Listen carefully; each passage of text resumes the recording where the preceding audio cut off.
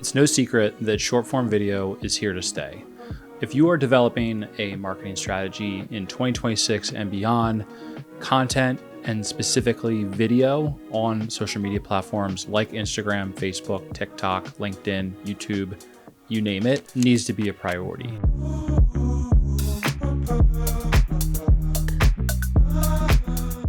My name is Dane Shoemaker. I run a video marketing agency based in Greater Philadelphia area called Shoemaker Films. We work with clients to produce a variety of video content assets, podcasts, social media content, brand stories, and ads. The genesis of this video really is from an internal meeting we had with our team at Shoemaker Films with our social media managers and our editors. There was a need to really break down the different formats of short form video on these social media platforms, really to establish a consistent language when we're trying to communicate elements of a content plan, or when our social media managers are working with our editors, rather than, hey, we need a 15-second video with trending audio and text on screen. We really developed a framework that breaks down exactly what a video is, what the goal is, what the need is, and then just those different formats. So everything from narrative, B-roll driven stories to talking head or yapping videos, maybe podcast clips or skits. So in this video, where I'm actually going to break down all of those in a nice educational format. So the audience for this may be a business owner who's looking to maybe build a content strategy for their brand. Maybe this is for a marketing executive looking to kind of understand the landscape of short form video today. Maybe you're a social media manager or a video editor that's just looking to increase his or her knowledge around the different content formats that are out there, right? And so there's also some best practices, really just in terms of editing, in terms of what's the expectation is in a video, what is the hook, what's the the meat of the video, maybe there's a call to action. So I'm going to talk through a lot of that as well. I'm also going to show examples. So there'll be links to those specific videos that I'm pulling. We'll also do a replay of those in the actual video here. Kind of the first area that I'm going to dive into is editing best practices, right? So when we're talking about hooks, you often hear that all the time, right? The hook is the most important thing of your video, right? Within 1 to 3 seconds max, if you're not capturing the attention of the viewer, you're going to lose them. Not only capturing attention, but also really providing context about what the video is and what to expect. So there's really 3 different types of hooks. You're going to have a title hook. So in this example here, you're actually seeing really just literally text on screen. Without that, there's really not a whole lot of context as to what the video is. So title hooks can be a variety of different, obviously, fonts and different background colors or shapes, but it's just meant to kind of give some context as to what you're about to watch. Then there's what's called a visual hook. A visual hook could be literally anything, right? Anything that's visual on screen that kind of catches your attention. It could be someone doing some type of stunt, or it could just be kind of a fun kind of moving emoji, or it could be some kind of graphic or a piece of B-roll that kind of catches your attention. In this example, this is a creator. I'm into cameras, obviously, and this caught my eye as a visual hook. So just as an example there. The last option for a hook is a verbal or an audio hook. So something that you're actually hearing, auditory. Maybe it's a speaker is saying something on screen, and then the same text is going to be shown on screen. That's basically a combination of 2 different hooks. Anytime that you can combine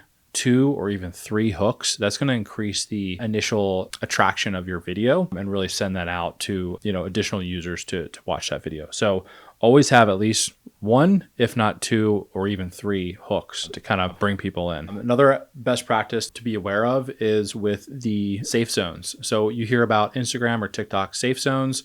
When you're actually watching a video and you tap into that video on, let's say, Instagram or TikTok, you're going to have some different elements on screen. You're going to have the likes, comments, saves, and shares. You're going to have captions and text down at the bottom, and then you might have the kind of like Reels title. So you want to keep those safe zones free of any kind of text you're going to be putting within those safe zones. I actually have a guide linked down in the description, for reference there. Obviously, this is going to change across platforms, but in general, short form video platforms like TikTok, Instagram, YouTube Shorts, Facebook, LinkedIn, they pretty much all have the same relative thing. You want your title hook up here, maybe above the head if there's some headroom here. You want captions down here in the chest, and then maybe any kind of like other elements, just kind of around. Nothing too close to the edge, because, when you're watching a video on the feed, it's going to actually crop in a little bit when you click into that. So it's just something to be aware of. Those nuances are pretty critical. And if you have text that's getting covered by captions or the little likes things on the side, it's going to look really unprofessional and just not look as clean as it could. This is another breakdown of that. This was a good video I found on Instagram that kind of breaks down, right? So you kind of want your eyes in sort of that top third, title hook, captions right here. Another thing is about pacing. So obviously, we're battling for attention on these platforms. The supply of content has never been greater in human history, right? There's literally millions of videos being uploaded every single day to these platforms, and that equates to billions of hours, right? There's just so much content out there, and with AI, this is only going to increase, and therefore, retention is important. So a couple key considerations if you're a video editor or social media or something to think about. Right? Every video needs a hook. That goes without saying, and probably not the last time I'm going to say that through this video. At least one hook, but 2 is better and 3 is the best. Something needs to be changing every 3 seconds as well. So in the video itself, a short form video that's 30 seconds, 45 seconds, you really need to have that pacing be pretty quick. And every 3 seconds, you need to have something on screen that's changing. So maybe the camera angle is changing. So maybe you have an A and a B camera, jump in between those. Maybe you're incorporating B-roll of different footage you're mixing in there. Maybe it's a scene change, right? So you could be talking in one scene, 3 to 5 seconds later, now you're talking into another screen, or maybe you're walking and talking. You could include emojis or any kind of graphical overlays, or even different text animation, right? So if you're just talking to screen, you can get very creative with the text being animated right there. So most videos, you should aim to have the videos be less than 60 seconds. So at one point, there was a time when the limit for Instagram, Facebook Reels was, I think, 90 seconds. I think now you can get up to 3 minutes as of March 2026. For a long time, YouTube Shorts could only be 60 seconds long. And there's different, obviously, parity across the different platforms. I don't know exactly all the platforms, what the video limits are today. And it's bound to change if you're watching this video 6 months to a year from now. The reality is, though, that 60 seconds really needs to be kind of the sweet spot or less. 45 to 60 seconds is probably going to be a good length of time for any video across any platform, just to be safe. If you can't get your point across in, they go back to the old school, an elevator pitch, right? If you can't get your point across in 30 seconds, maximum 60 seconds, then you really need to kind of rework that concept a little bit more. Retention or watch time is typically the most critical metric for any video across these different platforms. Obviously views are counted differently, right? Views might be 3 seconds or more on Instagram or Facebook. I think on YouTube, it's basically instant play is a view, at least, 1 second. But if you can get somebody to watch the entire video, that algorithm is going to push that video out pretty far. And again, regardless of what platform we're talking about here. Any kind of pauses in speech, you're going to want to really eliminate. So any ums or ahs or likes or knows, get rid of those. And any kind of pause in speech, you want to cut those out. Jump cuts can be, pretty, if we're talking about a professional brand video, avoid jump cuts like the plague. But on social media, jump cuts are welcomed and needed in order to keep that video flowing. Let's jump into actual formats of videos. And probably the most prevalent that you're going to find across social media is the classic talking head video, right? I've also heard the term yapping or a yap come pretty popular right now. And, whatever you want to call it, it's basically you talking to a camera, just yapping, just talking about a particular topic or a case study or something about your business or your niche, right? This is the most common example of videos that you're going to find on the internet. So in this example, Chris Do, he's literally just talking to a camera. You have a title hook that pops up and then just captions, right here. He's talking about some sort of marketing or storytelling concept that Chris Do is known about. And there's actually no B-roll And so that kind of goes against some of the rules that we just talked about. But if you're Chris Do or someone who's pretty famous, you can get away with, breaking some of these rules. The second example here is actually a podcast clip. I would put podcast clips as an example of a talking head because you are basically clipping a segment from a podcast and you're talking. Just like this video, I'm probably going to clip some segments from this and post these on social media as well. In this example, this is Alex Hermosi, and I think that's Logan Paul. They're chatting away on a couch on a podcast, and podcast clip would be some type of format within the talking head format. The last example here is someone just talking in their car, right? You see this pretty commonly. People talking in their car, maybe people talking while they're walking down the street. This is also a good way to capture attention because they're kind of doing something else. Maybe you're driving, hopefully safely, or maybe you're walking down the street and you're talking on the phone, or maybe you're cooking, right? You're cooking a meal and you're also teaching some kind of subject that has nothing to do with that meal. So anything that you can do to kind of give, some interest or some different elements to keep the viewer interested, I would say is helpful. But again, talking head is just going to be the most common format. Next, we have what's called a narrative, right? And keep in mind, this is us taking a very scientific approach to these different formats on social media. There's going to be a lot of overlap, and by no means is this a comprehensive list at all. But what we have here is actually 4 different examples of what I would call a narrative, right? This has some type of beginning, middle, and end or story, right? A classic 3-arc, narrative, right? So in the first example, we would call this a narrative B-roll video. This has no text, but literally it's just somebody showing their clothes. So basically different elements. So they have their jacket, their tie, their shoes, and you're waiting for the reveal, right? Because it's going to be the full outfit here at the end. And that's very simple. That's it. But it kind of creates some anticipation, right? The next one is what we call a narrative text. So what this is basically just clips of this creator, basically just what looks like a camera roll dump in text on screen, and basically telling a little bit of a story. She's looking for people. Hopefully the algorithm is kind of picking up her audience, and it's literally just text on screen, no talking, no voiceover, just B-roll plus text. Okay, the third format is a video that I actually did, basically breaking down basically an update on the business over the last month or so. And this includes a voiceover, right? So what we did is just wrote a voiceover. I recorded it similarly to this, and then paired that with B-roll plus captions, right? Tells a little bit of a story with, what we were doing back in January. The last one is going to be the most complex, pretty much combines all of the elements, right? So this is from a account called Creator Camp, right? They are independent filmmakers, pretty cool group. What they're doing is talking direct to camera. There's lots of B-roll. There's also scene changes. So this woman who's doing the talking to camera, she's in different scenes. So that kind of keeps it interesting. Plus there is captions. Plus there is different B-roll, different clips from movies, some cutouts there.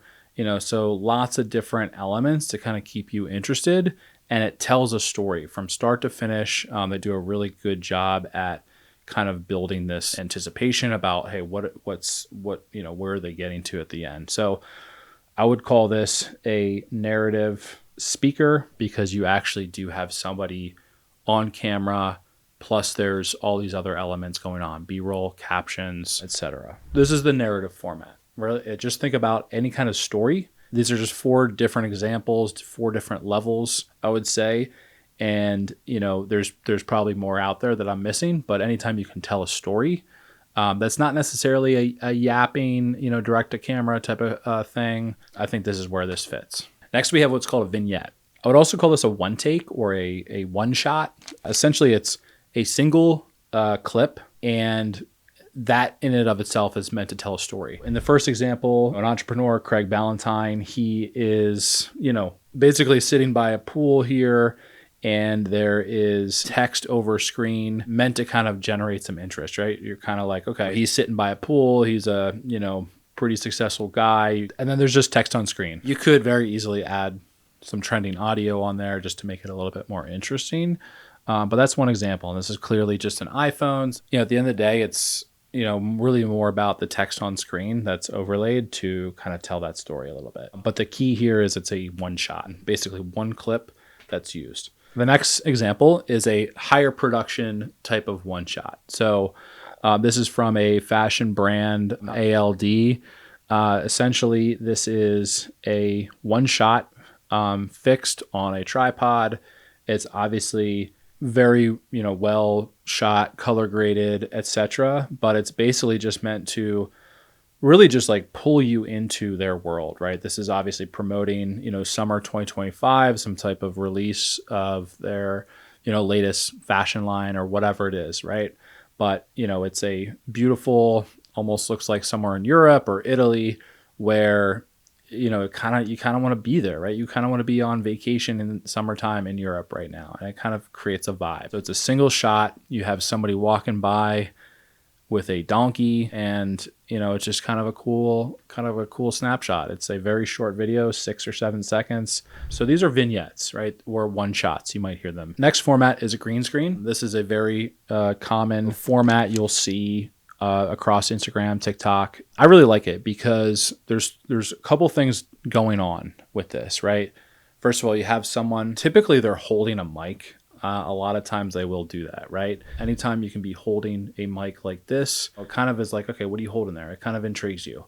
That's the first level. Second level, you have the person talking, right? So this person is usually on a green screen, or you can actually do it very easily now with an iPhone on TikTok or Instagram. You don't actually need a green screen. The technology is smart enough to actually mask you out. But you're talking into a camera with a mic that you're holding, and then against the actual screen, the green screen, you have B-roll or footage that's just constantly changing. So there's this very heavy visual element where there's a lot going on screen, and so it's very eye-catching. And this is a great way to really explain something. And I would also say from an execution standpoint, it's a little bit easier to do because you can write your script and figure out ways, like all these guys are doing this. Oren, Alex Garcia, they're writing a script and they have the script right on their phone, and they can actually swipe through and read the script, and it still looks like they're talking direct to camera, and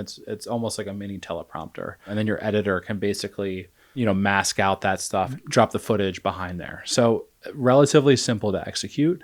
And it also lends itself well to lower production quality because it just looks very, social friendly. You don't need like professional cameras to execute something like this. It can be done very easily with an iPhone and either just post it in real time. You can edit it in the TikTok or Instagram app, or you can actually, bring it into a editor and put a little bit more polish on it. But green screens are pretty great in my opinion. The next format is a reaction, or TikTok calls this a stitch. Basically, you can take, I would call this, trend jacking, right? Basically hopping on some type of trend that is, you can latch onto someone whose video went viral. You can kind of stitch your take onto that, or a reaction or something like that. It's a really good way to kind of jump on trend or kind of add your own perspective onto things. And again, you can do this in app on TikTok. I'm not sure about Instagram, to be honest. Or you can just, edit this in post, basically take the original video, drop it in as a little, lower third, and then kind of be pretending to watch it, and then add your 2 cents to it. Again, makes for a very engaging experience for the viewer. Essentially, again, jacking the current trend that's going on, and then kind of adding your 2 cents. Really, the last format here is a skit.